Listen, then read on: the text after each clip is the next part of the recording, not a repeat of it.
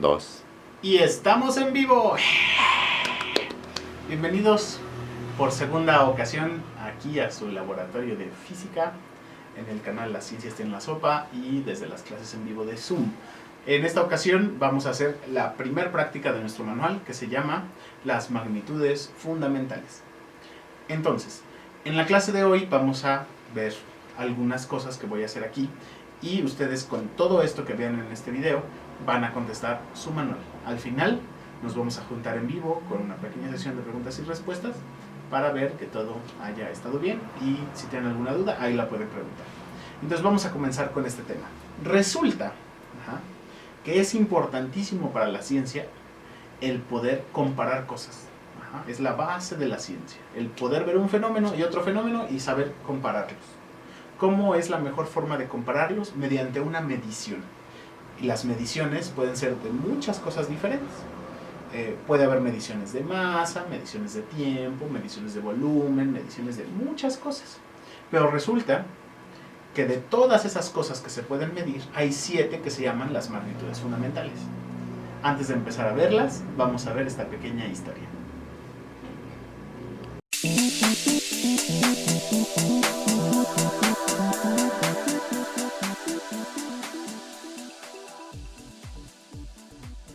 Desde las primeras civilizaciones, el hombre ya tenía que saber algunas formas de medir las cosas, y la mejor forma de medir algo es comparándolo.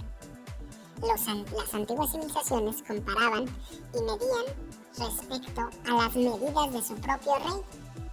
Entonces, un camino medía 50 brazos del rey y un nuevo edificio medía 200 pies del rey. Pero eso tenía un problema muy grande, que era que a pesar de que el rey era como la divinidad y por eso todo se tenía que medir respecto a él, cada que el rey moría o cada que el rey cambiaba, tenían que cambiar todas estas unidades y eso era un relajo gigantesco. Entonces, durante mucho tiempo, el hombre buscó nuevas formas de medir que ya no dependieran de algo tan cambiante como una persona. Una de las personas que más se entusiasmó por encontrar la cuestión de las proporciones en el ser humano, para lograr encontrar las proporciones perfectas del ser humano, fue el italiano Leonardo da Vinci. Leonardo da Vinci, entre muchos de los dibujos que hizo, pintó este que es muy famoso, que se llama El hombre de Vitruvio. Lo que están viendo no es un hombre con 4 piernas y 4 brazos, es simplemente un hombre que está en 2 posiciones diferentes a la vez. Y en este dibujo, él está estudiando cómo las proporciones del cuerpo, es decir, las medidas de los diferentes órganos y de los diferentes, de los brazos, de las piernas, tienen que ver con todas las otras medidas. Por ejemplo, él dijo, si coloco al hombre y pongo que su ombligo es el centro, yo puedo hacer que estire las piernas y estire los brazos y va a quedar, cuando estire los brazos, formando un círculo en donde el ombligo es el radio. Y si hace un estiramiento de los brazos hacia los lados, va a quedar un cuadrado perfecto. Bueno, él estaba obsesionado con esto porque los pintores y los escultores, cuando van a hacer una obra, tienen que saber cómo pintar los miembros humanos para que no parezca que tiene unos brazotes o tiene unas piernas más grandes de lo normal. Entonces es común que los artistas tuvieran que hacer ese tipo de ensayos para llegar a las mejores proporciones. Y bueno, la figura esta de Leonardo da Vinci, el hombre de Vitruvio, nos enseña cómo inició el primer sistema de medidas. Por ejemplo, ahí dice que el humano perfecto, 6 pies del humano perfecto, sería igual a la brazada completa, es decir, de la punta de los dedos de un brazo al otro cuando están completamente estirados hacia los lados. Y esa medida sería igual a 18 palmas de esa persona, ¿no? O que la medida a la que llama yarda estaría desde la mitad del pecho hasta la punta de los dedos. Y así muchas otras medidas que incluso todavía se usan hoy en día. En este país no, pero hay algunos países que todavía usan estas medidas, como los pies y las yardas. Pero una vez más, esto es un hombre que es un nombre perfecto, no es un nombre que existe. Ninguna persona tenemos con exactitud las mejores proporciones de nuestro cuerpo. Cada quien tiene proporciones diferentes. Entonces, no es lo más conveniente basarnos en las medidas de nuestro cuerpo. Aparte de que el hombre se interesara por cómo medir los diferentes fenómenos, se puso también a estudiar cuáles eran los fenómenos más importantes. Y llegó a una conclusión muy importante, que es que solo existen 7 magnitudes que son completamente independientes, completamente únicas y que no dependen de otra. A estas las llamó las 7 magnitudes fundamentales. Y estas son la intensidad luminosa, que se mide en candelas, o sea que tan fuerte es una luz. La intensidad de la corriente eléctrica, que se mide en amperes o en amperios, que es una mayúscula. La cantidad de sustancia, que se mide en moles. La longitud, que se mide en metros. La temperatura, que se mide en grados Kelvin. La masa, que se mide en kilogramos. Y el tiempo, que se mide en segundos.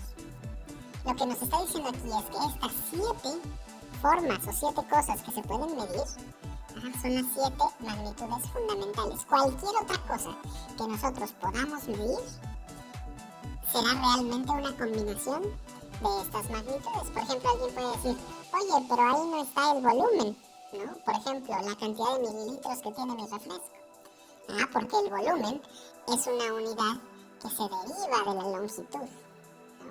O la fuerza es una magnitud que se deriva del tiempo y de la masa y de la longitud, etcétera, etcétera, etcétera. Todas las otras cosas que sabemos medir son realmente combinaciones de estas 7 cosas primordiales. Y bueno, los que hicieron las unidades específicas para estas 7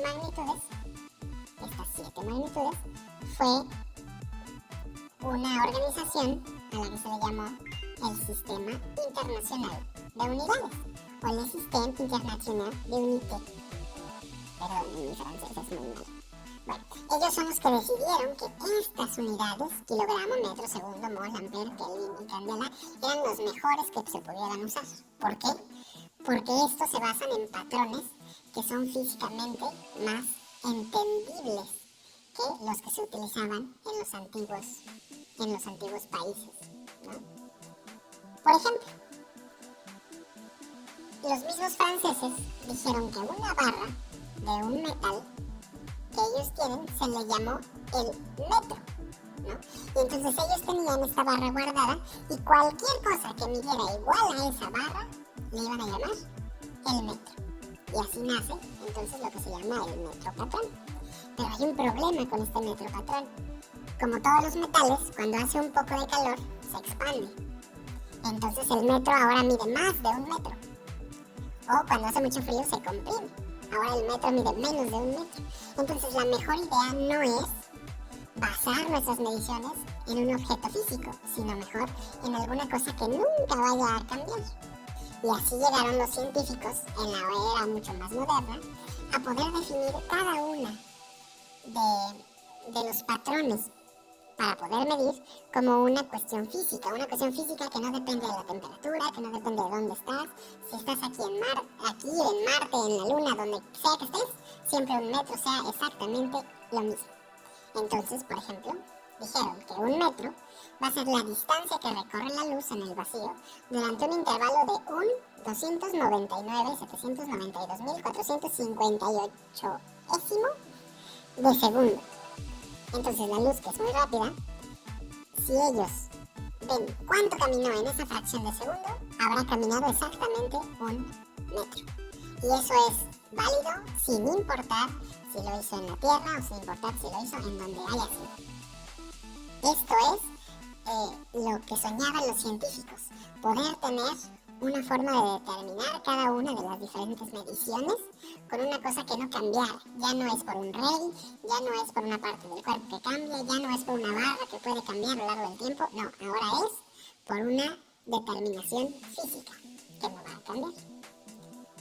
Bueno, solo hay 3 países en el mundo que siguen utilizando el antiguo sistema de medidas. Entre ellos, Estados Unidos. Y el problema es que como Estados Unidos controla gran parte de la producción de cosas en el mundo, entonces muchas cosas todavía utilizan estas medidas. Entonces ellos utilizan el llamado sistema inglés. Es curioso que ya ni siquiera Inglaterra utiliza, entonces ellos todavía utilizan pies, yardas, onzas, millas, cuando el resto del mundo ya utiliza el sistema internacional. Entonces todavía es un problema cuando vas a Estados Unidos y ves la velocidad a la que tiene que ir tu coche en millas por hora. Y entonces no sabes exactamente eso a cuánto representa. O cuando vas a hornear, ¿no?, te dan las recetas en grados Fahrenheit, ¿no? Entonces todavía genera un poco de confusión porque ahora todos tenemos que saber las conversiones. Y esto es un poco por la necesidad del país a modernizarse. Cuando estamos en el laboratorio, no es solo necesario saber ver el experimento y decir, ah, qué padre experimento, y ya. Es muy necesario poder interpretar los resultados que nos da el experimento.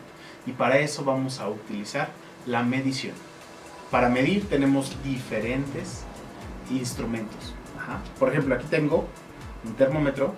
Este es un termómetro de alcohol. Este va a medir temperatura. Tengo un cronómetro digital. Este va a medir tiempo. Tengo una regla. Esta va a medir longitud. Y tengo una báscula. Esta va a medir masa. ¿Vale? Con los diferentes aparatos, las diferentes herramientas, los diferentes dispositivos de medición, voy a poder hacer los diferentes experimentos. Vamos a ir viendo que en el laboratorio hay muchos más. Estos son los más básicos, pero hay muchas otras cosas, muchas otras mediciones que se pueden hacer en el laboratorio. Vamos a ver cómo funciona cada uno. Primero, uno que ya sabes utilizar, que es la regla. ¿Cómo vamos a utilizar la regla? La regla tiene ya ciertas medidas. Esta regla que tengo está en dos escalas, en centímetros y en pulgadas. Nosotros, como vamos a utilizar la escala internacional o el sistema internacional de medidas, vamos a utilizar los centímetros. Para medir algo basta colocarlo a un lado de lo que queremos medir, alineando el inicio con nuestro cero y viendo en qué punto el objeto termina. Por ejemplo, puedo medir el diámetro de la pastilla efervescente. Esa es una de las cosas que te pide tu manual, velas anotando. El diámetro de la pastilla efervescente me dice que es 2.5 centímetros. Entonces anota en tu tabla que la pastilla efervescente mide de diámetro 2.5 y en unidades centímetros. La siguiente medida es el alto de la pastilla. Midiéndola acá, vamos a ver que mide 3.5 milímetros aproximadamente. 3.5 milímetros de alto. Unidades milímetros. Siguiente es la altura de nuestro vaso de precipitados. Entonces lo coloco contra la regla y me dice que mide 8.9 centímetros. 8.9 en unidades centímetros. A continuación sigue la báscula o la balanza. Esta funciona poniendo aquí un peso, algo que quiero medir, y moviendo estas pesas hasta que logre un equilibrio. Cuando se logre el equilibrio voy a leer en qué número está cada pesa y así voy a saber cuánto pesa el objeto inicial. Se llama balanza porque cuando alcanza el balance yo puedo ver cuánto es que mide la situación. Entonces, lo primero es medir una pastilla efervescente.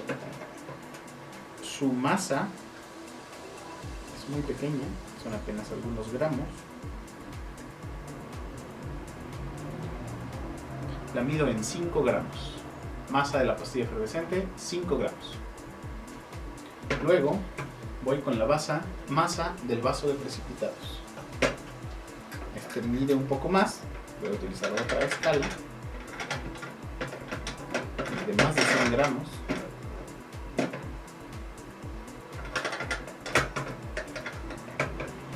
Tengo que mover las pesas hasta que encuentre el equilibrio. Y casi lo estoy encontrando por aquí.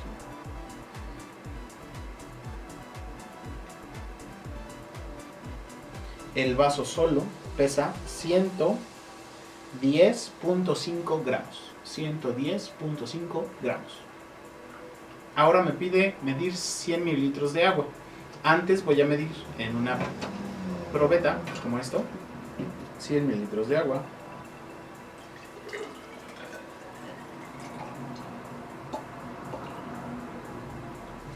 Voy a checar que sean 100 mililitros, son 100 mililitros. Y voy a ver cuánto pesan 100 mililitros de agua. Pongo mi vaso.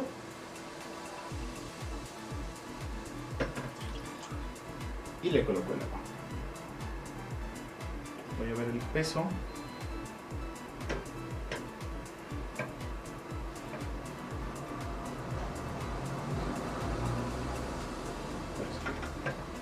El peso del vaso con el agua es... Parece que me faltaron unos gramos de agua, pero bueno.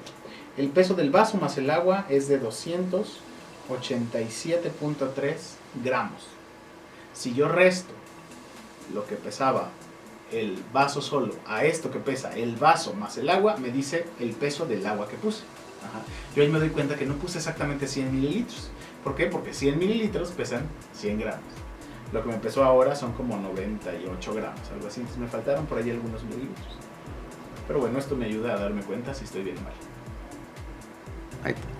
Y por último, usando la pastilla efervescente y el agua, voy a medir cuánto tiempo tarda en disolverse la pastilla. ¿Cómo voy a saber que ya se disolvió? Porque ya no empiezo a ver burbujas. Veo que ya no está lanzando burbujas, sino que ya se combinó completamente con el agua. Entonces echo la pastilla y comienzo la cuenta en el cronómetro. Iniciamos.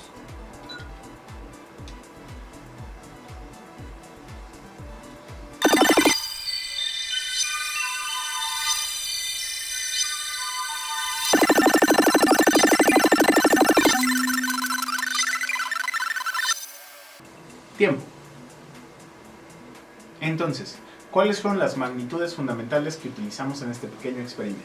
Utilizamos la longitud, que medimos con la regla, utilizamos la masa, que medimos con la báscula pesada, utilizamos el tiempo, que medimos con el cronómetro, y no utilizamos, pero aquí lo tengo, el termómetro, con el que se mide la temperatura. Ahora, ¿cuál es la importancia de saber medir bien? ¿Y cuáles son las consecuencias si no sabes medir bien? Por ejemplo, ahorita yo tuve un error.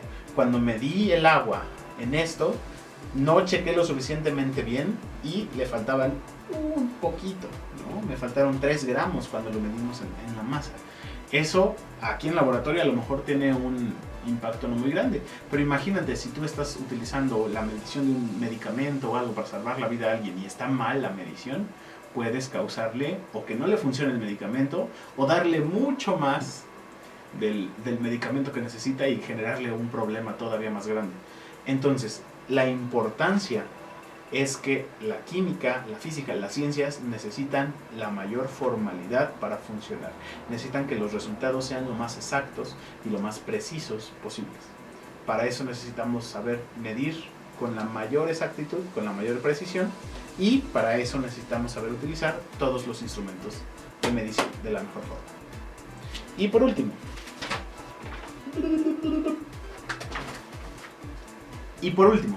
¿por qué hay diferentes unidades en el mismo sistema o en diferentes sistemas?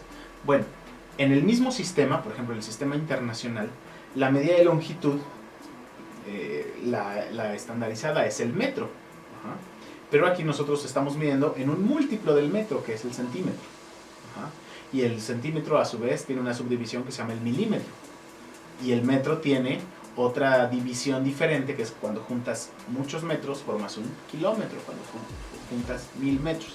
Todas estas diferentes escalas, ajá, nos sirven para medir cosas de diferentes longitudes, ajá, para medir en diferentes escalas.